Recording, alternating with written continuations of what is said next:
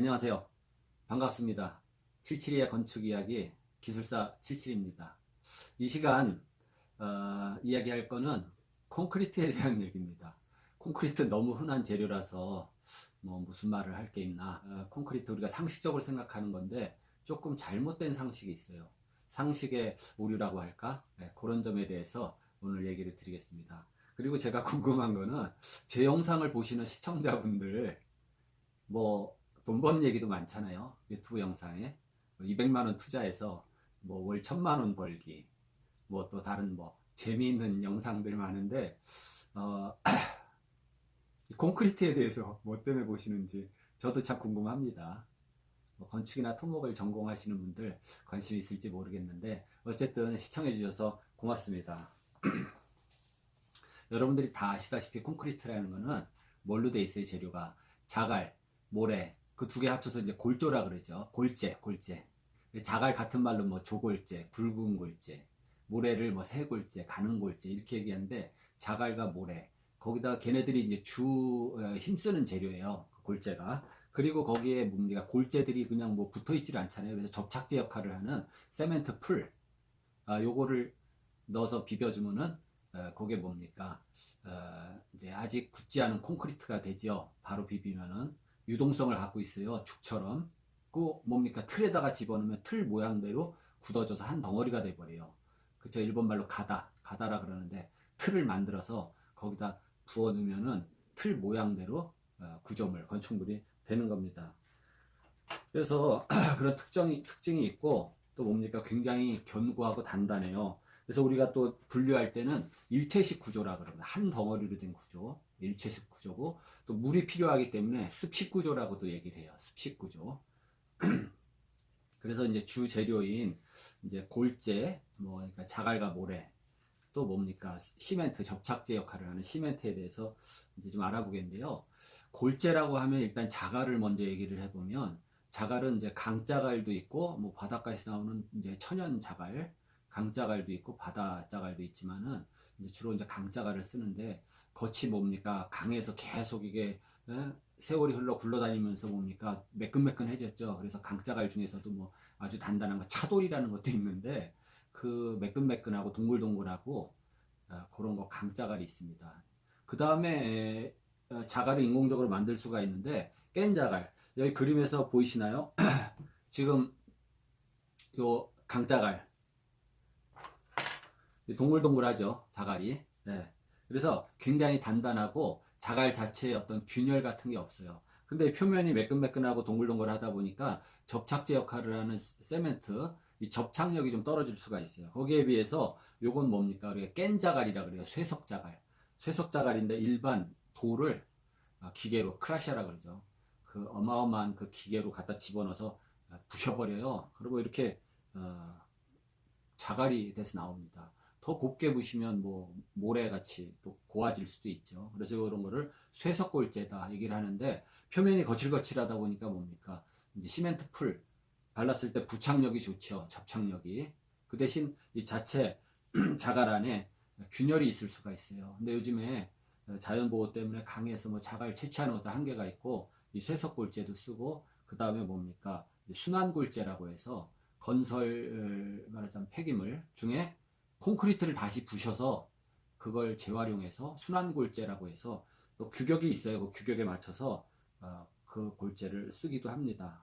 어쨌든 주 재료 중에 굵은 골재, 조골재, 자갈입니다. 뭐 그 다음에 이제 우리가 또 콘크리트가 사실상 단점 하나가 굉장히 무거워요. 무거운데 그럼 이 골재를 가벼운 걸 쓰면은 가벼운 콘크리트가 되겠다. 가벼운 구조체 건물이 되겠다 이겁니다. 그래서 골재를 경량골재라는 것을 쓰기도 해요. 그럼 경량골재의 대표적인 개념이 뭐냐? 가벼운 골재입니다. 여러분 제주도에 가보시는 그 제주도 돌이 있죠. 화산석인데 현무암이라고도 하죠. 현무암. 네. 또 그 돌은 뭡니까? 뭐 돌 조각 갖다가 뭡니까? 목욕탕에서 뭐 발뒤꿈치에 각질 제거도 하고 그러는데 그게 물에 떠요. 그 안에 기포가 많이 들어있기 때문에 용암이 분출하면서 가스가 차서 기포가 많이 들어있는데 물에다 뜬다 그래서 부석이라고도 합니다. 어쨌든 이 가볍잖아요. 걔네들을 콘크리트에 넣어서 골재로 사용하면은 콘크리트 자체도 가벼워져요. 그런 이제 현무암 같은 것도 있고, 또 흑요석이라고 이 새까만 돌이 있어요. 그 돌을 말하자면 우리가 강냉이 뻥튀기 하듯이 뜨겁게 달궜다가 뻥튀기 하듯이 뻥튀기를 할 수 있습니다. 그러면 그거를 퍼라이트라 그러는데, 색깔이 또 검정이 아니라 하얗게 되면서 이 강냉이 부풀듯이 이렇게 부풀어 가지고 아주 가볍고 다공질의 그런 또 돌멩이 알갱이들이 돼요. 그래서 걔네들을 섞으면은 경량 콘크리트가 될 수 있습니다. 근데 어쨌든 얘네들이 변치 않고 내구성이 있어야 돼요. 그래서 주로 다 그런 골재가 무기질로 하죠. 경량화 시킨다 그래서 거기다가 무슨 포도주병, 콜크병을 잔뜩 모아가지고 거기다 콘크리트 비벼서 하면 물론 가벼워지겠지만은, 그런 유기질들은 내구성이 오래 안 가죠. 썩거나 상하거나 부식돼서 부스러지기도 해요. 근데 사실상 실제로 뭐 톱밥 콘크리트, 톱밥 몰탈 같은 거 있어요. 모래 대신에 톱밥을 섞어서 세멘트랑 그렇게 해서 발라놓으면은 어느 때 좋냐? 강도도 약하고 내구성도 없지만은 못 박을 때 좋아요. 못이 쑥쑥 들어갑니다. 어쨌든 이런 거 뭐 퍼라이트, 그 다음에 부석이 뭐라 그랬어요? 그 화산석이죠. 제주도들 현무암 이런 거. 현무암 중에서도 기포가 별로 안 들어있는 건 엄청 무거워요. 근데 기포 많은 거 그런 거라든지, 또 화력발전소 굴뚝에서 수많은 그 숯검댕이, 예? 탄소 알갱이들이 있어요. 그 애쉬라 그래, 애쉬 영어로.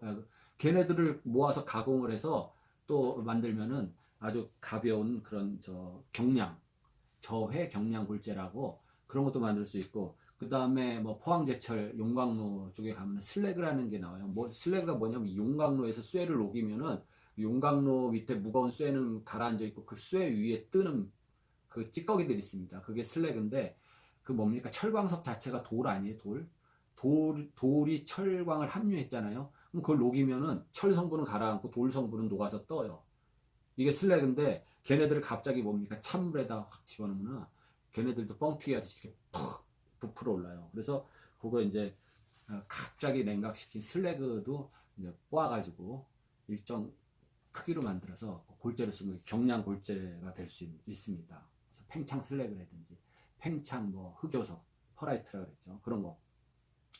어쨌든 이런 것들이 경량 골재 사용하면 뭡니까? 경량 콘크리트가 될 수도 있죠. 근데 요새는 뭐 콘크리트를 직접 비벼서 쓰고, 예전에는 철판에다 막 콘크리트를 비벼가지고 얼마나 힘들어요. 무겁잖아요. 콘크리트 비중이 2.5 이렇게 엄청 무거운 돌덩어리 죽반죽 아니에요. 그거 하려면 힘들어요. 요새는 제가 지난 동영상에 레미콘 직접 주문합시다 뭐 거기 나오지만은 그냥 뭐예요? 예? 프라이드 치킨 시키듯이, 예, 전화하면은 갖다 줍니다. 예, 배달해 줘요. 물론 미리 예약해서 시간과 뭐 주문할 때 뭐예요?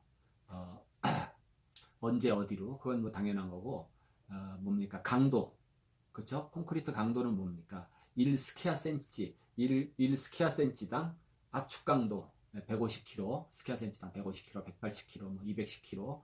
내가 강한 콘크리트가 필요하다 그러면 뭐 240kg 스퀘어 센치당 240kg 강도 갖다 주세요. 갖다 줘요. 약간 입방 메타당, 용적당 이제 레미콘 가격이 좀 비싸겠죠. 그 다음에 또 중요한 게 슬럼프 값을 얘기해 줘야 돼요.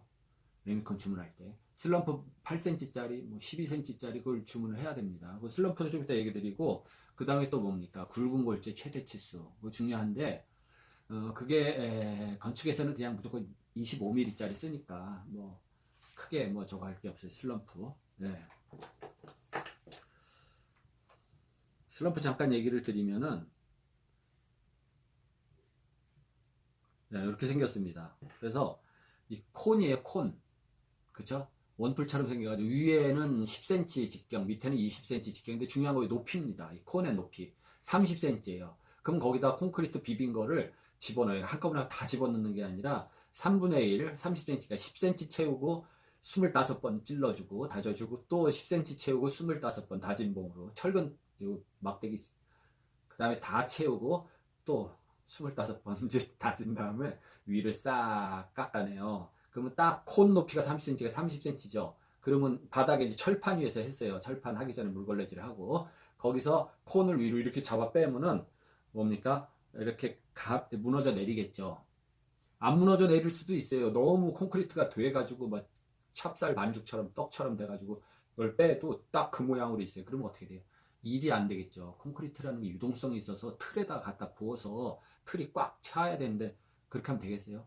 그래서 중요한 거는 위에서부터 내려간 이거를 슬럼프 값이라 그럽니다. 자, 30cm 콘 쭉 뺐는데 5cm 내려갔어요. 그러면 5cm 슬럼프.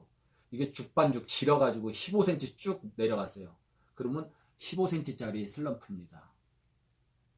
아시겠죠? 간단하죠? 네, 그겁니다. 그래서 유동성을 갖춰야 되는데, 그러니까 이거예요. 이렇게 질수록, 슬럼프 값이 클수록 강도는 불리합니다. 그렇지만 어떻게 일이 돼야 되니까, 되도록, 평평한 쪽에는 슬럼프 값 작은 거, 된 거를 쓰면 좋아요.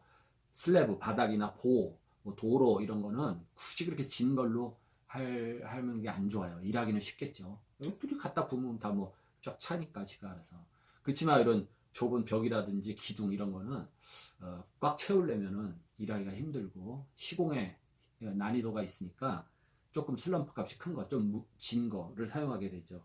어쨌든 뭐 이런 개념은 여러분들이 이제 다 아시는 거고, 그 콘크리트 재료가 이제 골재가 들어가고 모래 자갈, 그 다음에 시멘트 풀이 필요하죠. 왜냐하면 이 골재들을 접착을 시켜줘야 되잖아요. 그래서 시멘트하고 물이 섞인 그런 이제 시멘트 풀인데, 여러분들 그러니까 개념이 그거예요. 콩강정, 깨강정 아시죠? 그러니까 콩을 볶아서 만들어놨는데 얘네들을 그냥 이렇게 흩어지는 콩알들을 모아가지고 엿을 뜨겁게 해서 거기다 버무려가지고 딱 만들어서 먹기 좋게 잘라요.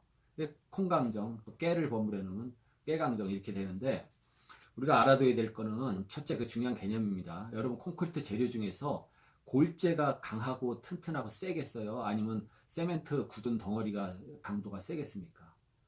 골재가 훨씬 강해요. 일반적으로 차돌 같은 거 생각해 보세요. 얘는 엄청 세서 뭐 콘크리트 벽에다가 콘크리트 못을 박잖아. 일반 못은 뭐 명암도 못 내밀고 콘크리트 못을 박다 보면은 얘가 골재 그냥 자갈하고 딱 만났는데 차돌이에요. 안 박혀요. 그거 무리하게 박다가 잘못해서 그 콘크리트 못 부러지면서 그거 이런 눈 같은데 튀면 큰일 납니다. 꼭 콘크리트 못 박을 때는 보안경을 쓰고 이렇게, 아니면 콘크리트 비트 날로 드릴링을 한 다음에 박아줘야 돼요. 네. 뭐 어쨌든 뭐가 무슨 얘기하다 그랬어요. 골재가 더 강하다. 골재. 그러면 콘크리트 이런 구조물에 골재가 많은 게 좋겠어요? 시멘트 굳은 그 시멘트 덩어리가 많은 게 좋겠어요? 골재가 많은 게 좋습니다. 그 더 강하고. 그러면 골재가 많아지려면은 어떤 개념이냐면은 예를 들어 1입방메타, 그러니까 제가 1입방메타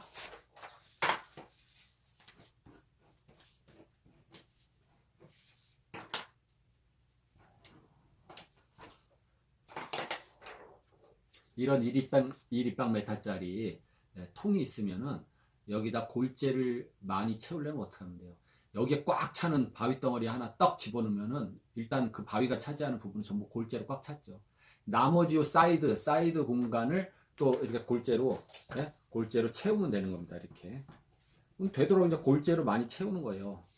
이렇게 골재로 또 채웠어요. 좀 작은 걸로. 예. 굵은 골재 하나를 떡 집어넣으니까 꽉 차버렸죠.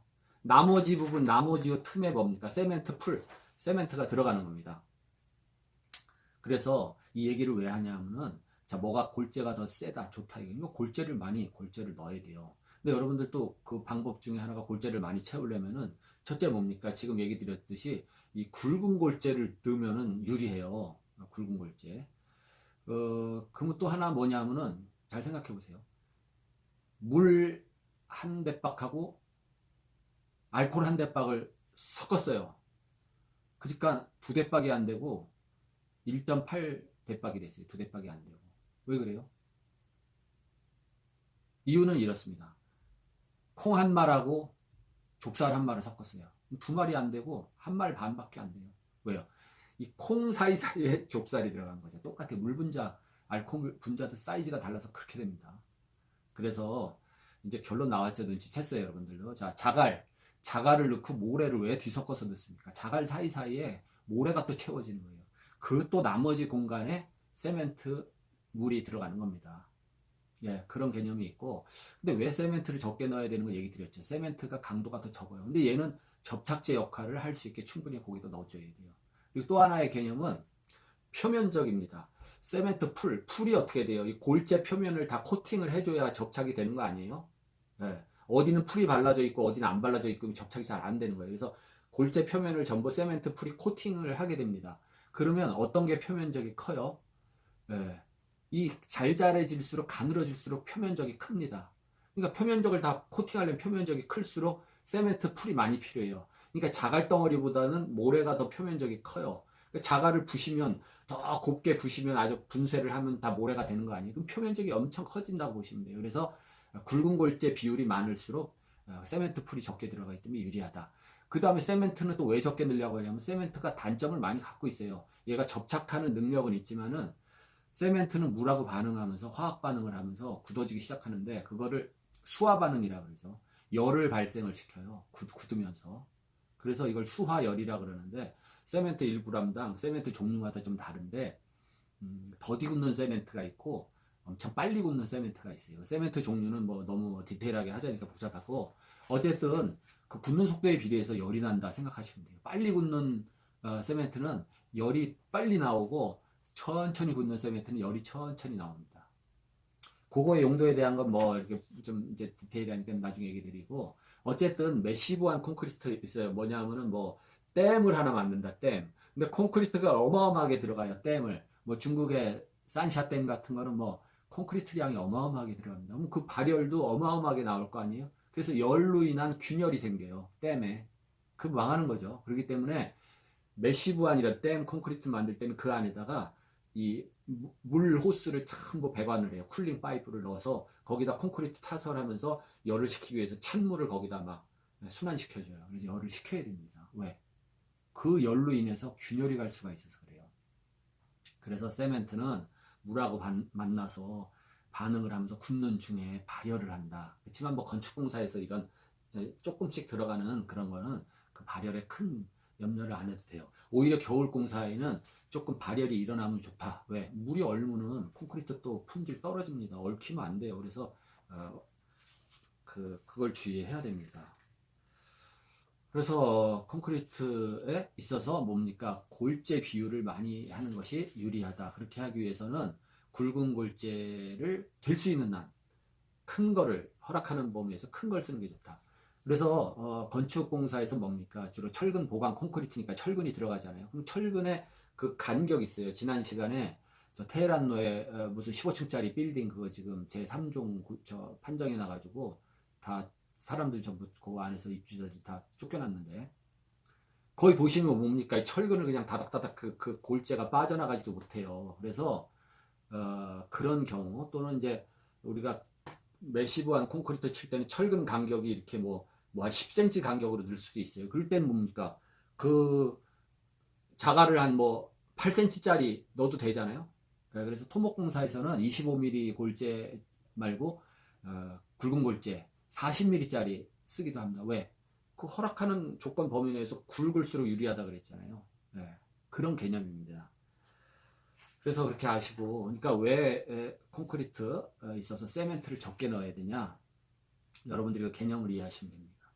그리고 세멘트 제품 뭡니까? 여러분들 저기 보셨어요? 그러니까 뭡니까? 이게 뭡니까? 요거는 지금 프리 스트레스 콘크리트라는 건데 콘크리트 이제 미리 만든 겁니다. 요건 나중에 설명드리고 이런 거 콘크리트 블럭이나 시멘트 블럭이죠. 시멘트 블럭, 시멘트 벽돌 이 제품들 만드는 공장 한번 지나가다 보신 적 있어요? 막 호스로 물을 계속 뿌려줘요. 얘네들한테 물을 뿌립니다. 그리고 이 블럭 같은 거 시멘트 블럭 벽돌을 자세히 보면은 모래가 이렇게 거칠어요. 이렇게 막 콩알 파달만한 거 이렇게 드륵드륵 이렇게 거칠은 걸로 했어요. 왜 그렇게 했어요? 고운 모래로 얘를 만들잖아요. 그럼 세멘트가 표면적에 비례해서 많이 들어가죠. 많이 들어가면 불리하다 그랬습니다. 또 한 가지는 건조 수축이라는 게 있는데 그거 좀 이따 얘기 드릴게요. 이 건조 수축에 의한 균열, 이 발열로 인한 균열은 생각하지 않아도 되는데 건조 수축되면서 균열이 일어납니다. 그래서 우리가 세멘트 작업 중에 뭡니까? 벽에다 바른다든지 미장이라는 게 있죠. 미장. 세멘트와 모래를 섞어서 이렇게 그걸 모르타르라 그러는데 몰타를 발라주는 거 벽에다가 미장이라 그러는데 미장할 때도 마찬가지예요. 미장 모래가 고울수록 표면은 매끈해서 보기에는 매끈할지 몰라도 이 고운 모래를 사용해서 미장을 하면 균열이 갈 가능성이 큽니다. 그래서 미장할 때도 굵은 모래를 써주면 그런 염려는 없어요.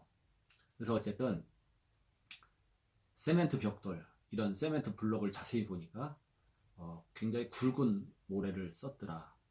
또 세멘트의 특징이 물이 있어야 굳기 때문에, 여러분들이 상식적으로 뭐 세멘트 콘크리트 한 다음에 빨리 말려가지고 뭐 굳는 줄 아는데 절대 말리면 안 돼요. 얘가 화학 반응 충분히 뭐 보통 한 달 정도까지는 그 물과 결합하면서 강도가 증진이 되는데, 최소한 그래도 한 네? 일주일, 2주일 정도는 잘 뭡니까 굳게 그 보양을 해줘야 됩니다. 보양의 키포인트는 두 가지예요. 습윤, 물을 거기에 있게 해야 됩니다. 습기가 있어야 굳고, 그 다음에 두 번째 온도예요. 온도가 점점 낮아질수록 잘 안 굳어요. 얼면 또 당연히 안 되죠. 얼면은 뭐 예? 물이 뭡니까 고체로 변하면서 다 내부에서 파괴가 되는 거죠. 그 다음에 온도가 높을수록 빨리 반응하고 빨리 굳어요. 그래서 뭡니까 콘크리트 제품 만드는 데서는 증기 양생이라고 그래요. 증기. 찜통에다 제품을 집어넣어요. ALC라든지 뭐 콘크리트 파일, 전봇대 같은 거 만들 때 거기다도 그 증기를 찝니다. 그럼 뭐야 수분 충분하죠. 증기니까 온도 높죠. 그래서 금방 굳을 수가 있어요. 네. 뭐 이런 개념입니다. 그래서 여러분들이 뭐 세멘트 제품, 세멘트 공사, 콘크리트 미장, 뭐 반죽 갤 때 세멘트를 많이 넣으면 좋다. 네? 그거 잘못된 개념입니다. 완전히 반대로 생각하는 거예요. 물론 너무 적게 넣으면 안 되지만은 적정량을 넣되 되도록이면 뭡니까? 세멘트가 적게 들어갈수록 좋다. 왜? 세멘트 자체 강도가 골재보다 약할 뿐더러 세멘트는 뭡니까? 열도 발생하고 또 물과 함께 뭡니까? 반응을 하는데, 항상 세멘트 일을 할 때 보면은 딱 세멘트가 굳기 위한 물의 양이, 적정한 물의 양이 얼마냐면요, 세멘트 무게 비율 40%의 물입니다. 그러니까 세멘트 100g이면 물 40g 정도면 딱 좋아요. 예, 그러면 굳는데 딱 알맞고 남는 물이 없다. 남는 물. 근데 그렇게 되면은 반죽이 떡처럼, 찹쌀떡처럼 너무 찰지다 이겁니다. 그러니까 이게 안 되니까 물을 좀 더 넣어요. 그래서 물 시멘트 비율을 한 뭐 60% 이렇게 넣으면은 걔가 좀 질적해가지고 소프트 아이스크림처럼 돼서 좀 유동성을 갖지요. 근데 나머지 60% 넣으면 나머지 20%는 어디로 가냐? 걔네들은 일하는데 유동성 역할을 하고 걔네들은 증발하면서 날아가요. 모든 거 그렇습니다. 물을 함유한 것들이 마르면 어떻게 돼요? 건조되면서 수축이 됩니다. 세멘트 마찬가지예요. 네? 명태, 오징어 뭐 다 말르면 어떻게 쪼그라들자 수축이 돼버립니다. 청바지도 말리면 줄어요. 그래요. 청바지 인정 얘가 그런데 어쨌든 그런 결과로서 문제가 이제 생길 수가 있습니다. 그 다음에 남는 물 같은 거 뭐냐면 이제 콘크리트 같은 경우에 뭡니까 콘크리트 타설하면서 아까도 얘기 드렸죠. 슬럼프 값. 물을 좀 더 넣게 돼요. 공사가 원활하게 되기 위해서, 또 콘크리트가 뭡니까 유동성을 갖기 위해서 물을 더 넣는데, 이 물로 인해서 문제가 또 좀 생길 수가 있습니다. 그러니까 다시 말해서 기둥이 있어요. 기둥이 있으면은 그 기둥에다가 철근을 배근하고 콘크리트를 부어 넣죠. 그럼 기둥 위에 올라와서 이렇게 슬래브 바닥판, 위층 바닥판 거푸집이 다 완성이 됐어요. 그럼 콘크리트를 기둥에 부어 넣으면서 슬래브 바닥까지 콘크리트를 채우는데, 이 기둥에서 생각해 보면은 콘크리트 치고 나서 이제 골재들이 가라앉죠. 골재는 금방 가라앉고 미세한 세멘트 가루들도 가라앉는데, 그러면 남는 물은 떠오르겠죠. 남는 물은 떠오릅니다. 물이 떠오를 때 미세한 분말들이 같이 떠올라요. 그래서 논바닥에 보듯이 논바닥 표면에 뭡니까 미세한 진흙가루들이 거기 올라와 있죠. 표면에. 마찬가지입니다. 그거를 이 골재가 가라앉으면서 남는 물이 떠오르는 현상을 블리딩이라고 그러는데, 블리딩을 하면서 미세한 남는 물이 떠오르면서 미세 입자들이 같이 올라와서 그 콘크리트 친 표면에 이렇게 이제 막을 형성하는데, 그 막을 우리가 그냥 레이턴스라 그래요. 레이턴스. 여러분들 뭐 외울 필요 없어요. 그렇게 하여튼 된다 생각하시면 됩니다. 제가 이게 이렇게 해서 요게 기둥 콘크리트 부어 넣을 때 여기 이렇게 같이 다 슬라브하고 보하고 이렇게 한 번에 콘크리트를 쳐서 한 층 올라가는 겁니다. 그 다음에 다음 층을 위해서 뭡니까? 철근을 이렇게 빼놓죠. 이 철근에다 이어가지고 또 이제 위층에 올라가야 되니까. 그래서 콘크리트를 이렇게 부어 넣으면은 여기서 골재 뭐 무거운 것들이 다 가라앉으니까 가벼운 거 뭐야? 물이 제일 가볍게 얘가 올라오는 거야. 이렇게 물이 떠올라요. 떠오르면서 요 표면에 여기에 블리딩으로 인해서 레이턴스, 미세한 그 막이 생기는데 여기다가 기둥 거푸집 다음에 또 그냥 만들어서 철근 연결해서 콘크리트를 부으면 이 막으로 인해서 여기가 접착력이 상당히 떨어집니다. 그래서 이거 뭐예요? 블리딩으로 인한 레이턴스 막을 쇠 브러쉬 같은 걸로 다 긁어버리는 게 좋아요. 그게 정석입니다. 그냥 마구잡이를 치면 안 돼요. 예. 뭐 이런 소소한 것들 다 무시하고 보니까 붕괴가 일어납니다. 철근 간격도 무시하고 막 철근도 엉터리 도면대로 배근을 안 하고 막 하니까 예? 자갈은 다 걸러지고 그냥 그 다 그렇게 망가지는 거예요. 그러면 여기 같은 경우는 보는데 이 깊이가 적으니까 블리딩 현상 별로 없고 레이턴스 별로 없지만은 여기에 철근이 위에도 가고 뭐 아래도 가고 이렇게 봤을 때 요거 이제 보 단면을 끊어서 그려봤어요. 이게 보가 있고 거기 슬래브가 있잖아요. 그러면 철근이 이렇게 네 가닥이 이렇게 돼 있다 이겁니다. 근데 보를 또 보 이게 주철근이죠. 보는 가로로 가는 게 이제 주철근인데 요거를 둘러싼 요걸 감아주는 철근을 뭐면 늑근이라 그래. 늑근 스트럽이라 그러죠. 근데 요 자기 이 죽은 밑으로 30cm 이상 밑에 콘크리트가 있다. 이런 경우에 30cm가 넘는다고 쳤을 때 이런 철근을 이 철근을 상부근이라고 합니다. 상부근 특별히. 그러면 얘는 또 무슨 문제가 있냐면 자 물을 딱 40%못 넣는다 그랬죠. 물을 질축하게 해서 뭐 슬럼프 뭐 8cm 뭐 10cm 하면 얘네들이 골재가 가라앉으면서 여기서도 블리딩 현상이 일어나겠죠. 골재가 좀 가라앉습니다. 그러면 이 디테일하게 여기를 한번 그려보면은 철근 밑에 이렇게 공간이 비는 현상이 있어요. 이게 골재가 여기서 콘크리트가 쫙 가라앉으면서 이렇게 빌 수가 있어요. 비었을 때 어떻게 돼요? 이 철근은 뭡니까? 부착력이 상당히 떨어질 수가 있습니다. 그래서 이런 거 감안을 해줘서 역학적인 계산을 할 때 감안을 해주는데 콘크리트 보에 지난 시간에 얘기했지만 이게 이제 콘크리트 보잖아요. 보. 근데 이렇게 휘면은 뚝 부러져요. 이 콘크리트 그냥 일반 그냥 콘크리트 덩어리다. 여러분들 백무 가시죠? 백무. 뚝 부러져요. 그래서 이 부러지는 거를 막기 위해서 늘어나는 쪽에다가 나는 늘어나는데 자신 있다. 이 철근을 여기다 이렇게 집어넣어 준 겁니다. 근데 이 경우 접착제로 딱 붙이면 어떻게 돼요? 이렇게 해가지고 접착제를 딱 붙이면 이렇게 휘면은 끊어지 세 가지 파괴를 생각할 수 있어요. 철근도 마찬가지예요. 자 이렇게 하면 이 위쪽에 콘크리트는 압축을 받는데 압축을 못 견뎌서 얘가 터져나갈 수가 있고 또 하나는 뭡니까? 이렇게 휘면은 나는 늘어나는데 견디다 못해서 철근이 뚝 끊어진 파괴가 되는 거고 또 하나는 이렇게 휘는데 이 접착제 콘크리트가 얘 지금 접착을 해놨어요. 그걸 잡아주지 못하고 이 본드가 뭡니까? 이거 붙여놓은 거죠. 본드가 이렇게 딱 파괴되면서 미끄러져 버려요. 이게 미끄러져. 이게 붙은 게 아니라 실제로 여러분들 여기다 양쪽 받쳐놓고 여기 눌러 봤을 때 이게 접착된 거랑 접착되지 않은 거하고는 이 휨의 내성 강성이 훨씬 달라집니다. 여러분들 그게 뭡니까? 책이 그렇잖아요. 네. 책이 이쪽은 접착이 됐어요, 안 됐어요? 힘이 없어요. 이게 힘이 없습니다. 근데 이게 딱 접착이 되면 뭡니까? 이게 굉장히 힘이 이쪽보다 몇 배가 있어요. 굉장히 힘이 많습니다. 네? 그런 원리예요. 제가 갖고 있는 책 중에 굉장히 특이한 책이고 우리나라에 이런 책이 한 권, 두 권 있을래나? 이게 무슨 책이에요?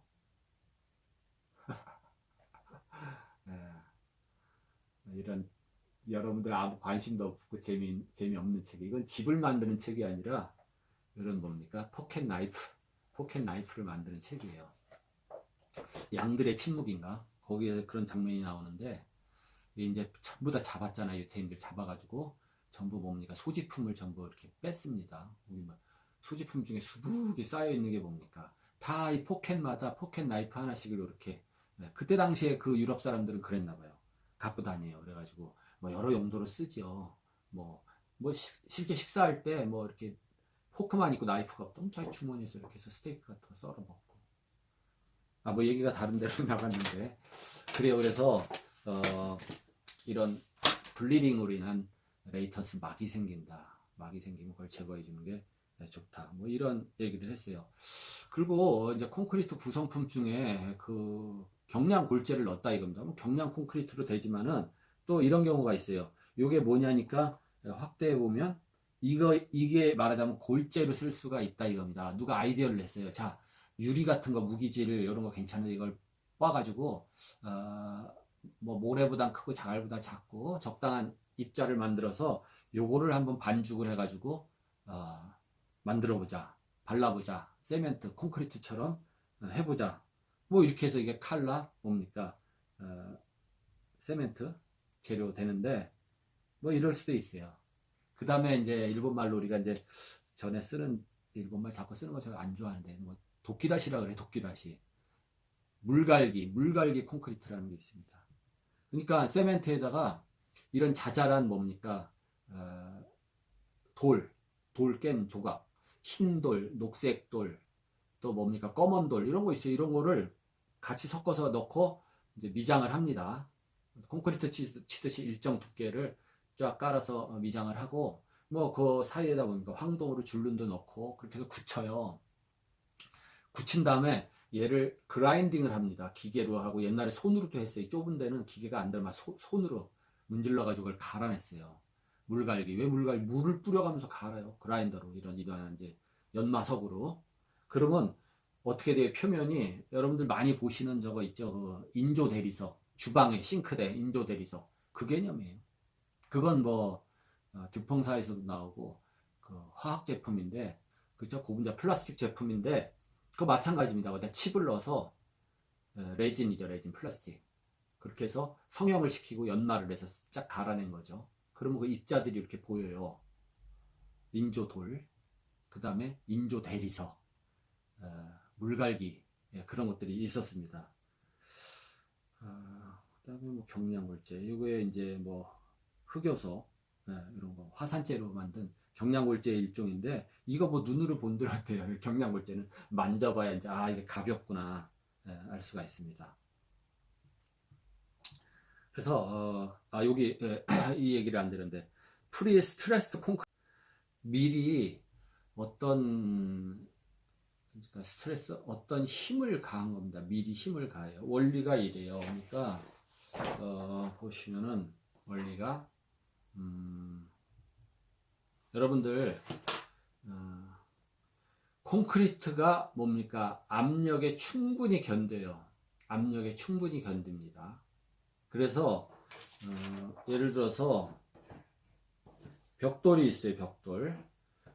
벽돌 10장을 들어야 되는데 벽돌 10장을 들어야 되는데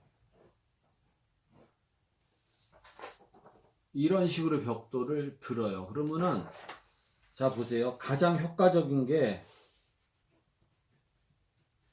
요 부분을 이렇게 요 부분을 눌러서 들어야만 이 화살표한 부분을 눌러가지고 이걸 이렇게 들어야만 이게 들리죠. 벽돌을 이렇게 여기를 위로 반대로 여기를 눌러가지고 들레다가 어떻게 돼 와르르 무너집니다. 이 벽돌이 그쵸?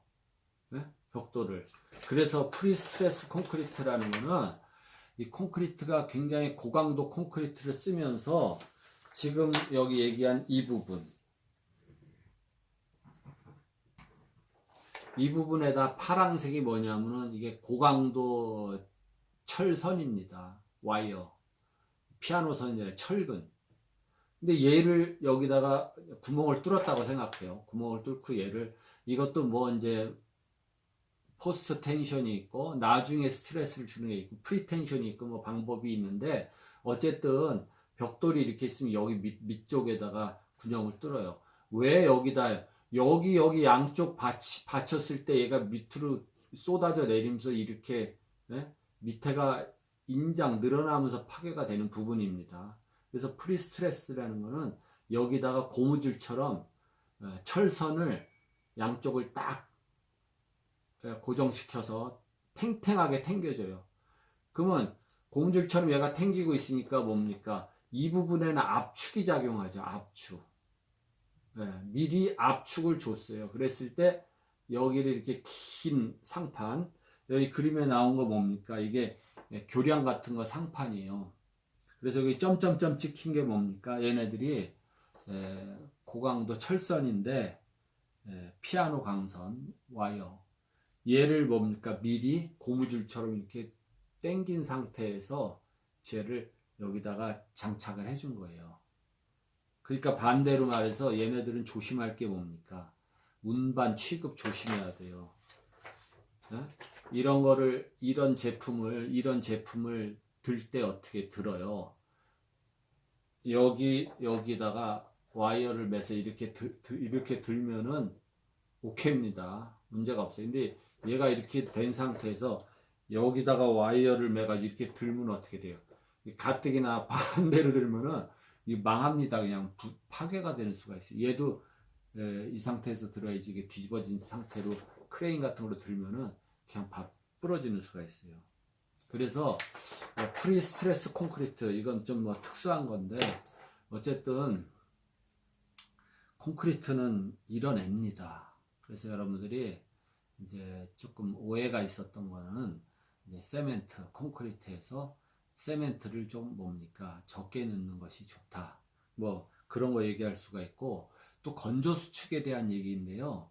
이 우리가 수축하면서 물이 날아가면서 건조하는 예가 있는데 그거는 뭐냐면은 이제 보세요.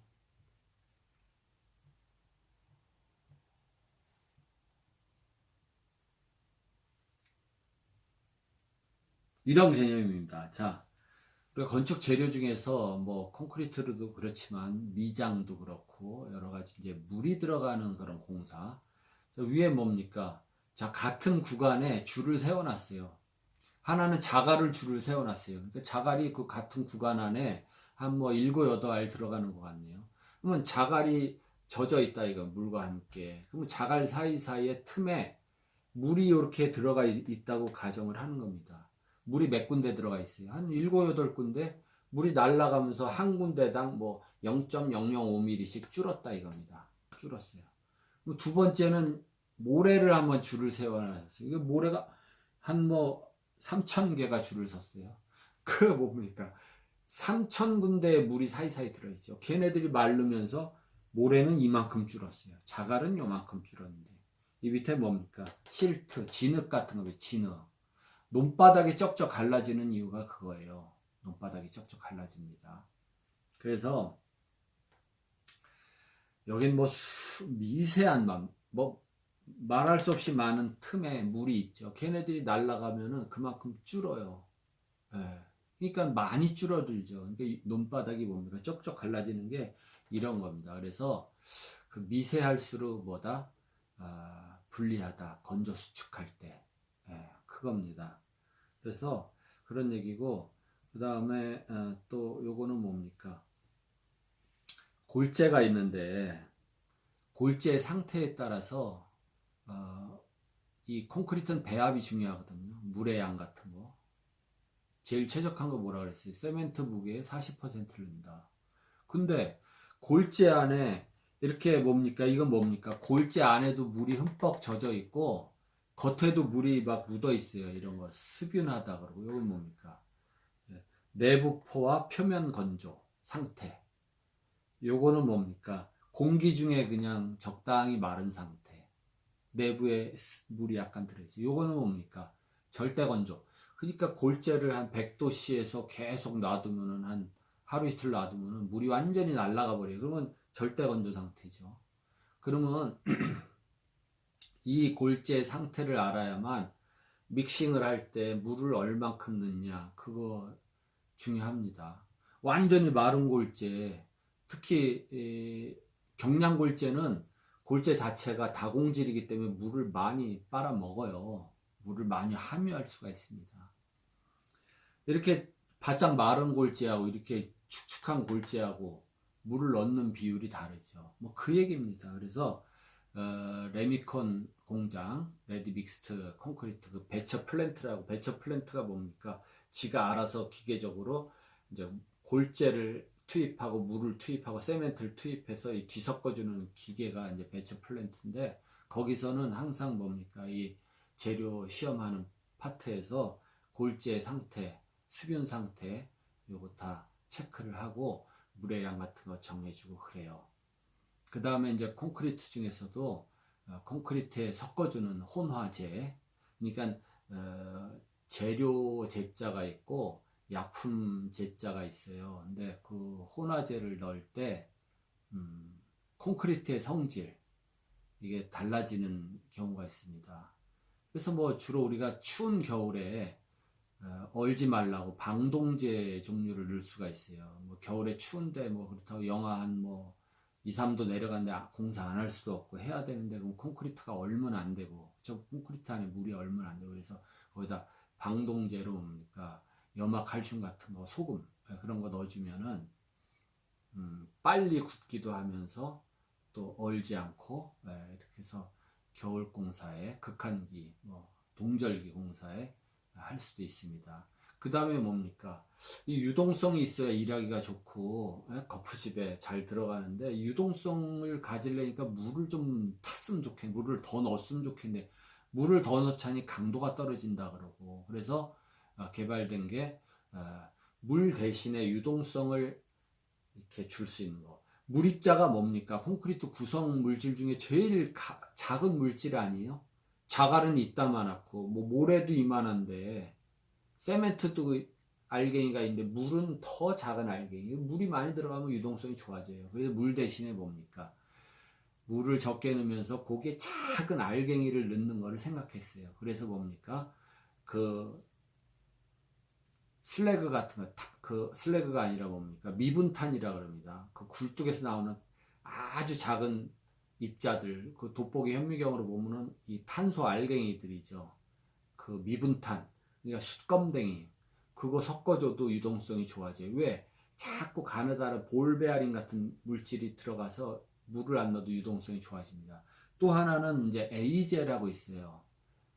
에이제. 그 뭐냐면은 공기방울이 형성되는 겁니다. 그러니까 콘크리트 시멘트가 알칼리성이기 때문에 거기에 뭡니까 알루미늄 분말이라든지 아연 분말, 미세 분말을 조금 집어넣으면 거기서 거품이 막 생겨 수소 거품.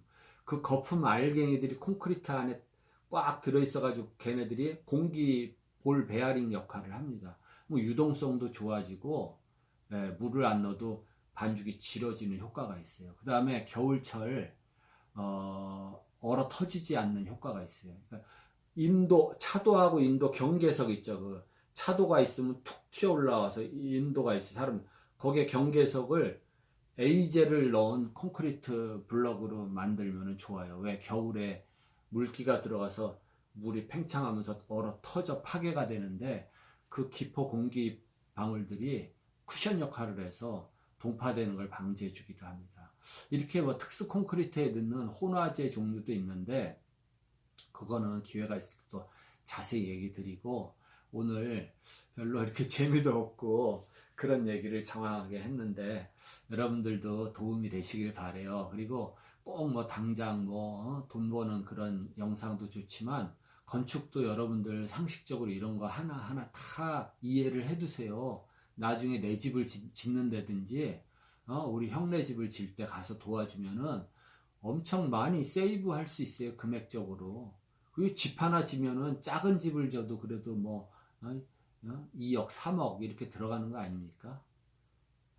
이 건축공사는 외형이 그래도 커요. 규모가 작은 주택도 2, 3억, 좀 잘 지면 뭐 5억 들어가요. 그러면 거기서 5%만 절감을 해도 어디예요?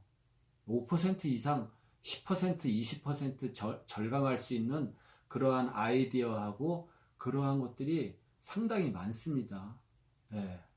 그렇기 때문에 여러분들이 저와 함께 이 영상을 쭉 보시고 누적이 되면은 여러분들도 이제 정말 뭐 건축 전공자들 뭐 그렇게 뭐 잘 모르는 경우도 많아요. 전공자들이 진짜 모르는 경우 많습니다. 심지어 미대를 졸업했는데 삼원색에 대해서 잘 모르는 사람도 있어요. 그 옛날 얘기인가? 요즘 학생들은 공부를 뭐 열심히 해서 모르겠는데 어쨌든 여러분들 이제 관심 갖고 시청해 주시기 바랍니다. 고맙습니다. 오늘 여기서 얘기 마치겠습니다.